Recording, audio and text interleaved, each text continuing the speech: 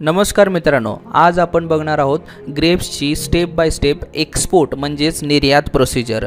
तुम्ही सर्वप्रथम एक्सपोर्ट करत असताना ग्रेप्सची क्वालिटी निवडणं गरजेचं आहे आणि त्याचा क्वालिटी प्लॉट हार्वेस्टिंग करून घेणं सुद्धा महत्त्वाचं आहे। एकदा हार्वेस्टिंग झालेला मटेरियल तुम्ही तो वेअरहाऊसमध्ये घेऊन जाता आणि त्याला वेअरहाऊसमध्ये व्यवस्थित पद्धतीने त्याचं सॉर्टिंग ग्रेडिंग केलं जातं। सॉर्टिंग करताना क्रॅक झालेले जे काही ग्रेप्स आहेत ते आपण सेपरेट करतो आणि प्लास्टिकच्या बॉक्समध्ये त्याला पॅक करतो। हा बॉक्स लगभग 500 ग्रामपासून अवेलेबल असतो, पण डिपेंड ऑन बायर जी काही रिक्वायरमेंट तुम्हाला देतोय त्यानुसार तुम्हाला ती पॅकिंग करावी लागते। आणि हाच बॉक्स पुढे चालून तुम्ही कोरोगेटेड बॉक्समध्ये पॅक करता किंवा थर्माकोल पॅकिंगमध्ये आपण त्याला एक्सपोर्ट करतो। पण या दरम्यान करत असताना यामध्ये तुम्हाला ग्रेप्स गार्ड पेपर ॲड करणं गरजेचं असतो, जे तुमची रायपनिंग प्रोसेस ग्रेप्सची व्यवस्थित करतो। आणि मग तोच जो काही पॅकिंग झालेला मटेरियल आहे आपण कोल्ड स्टोरेजमध्ये ठेवतो आणि कोल्ड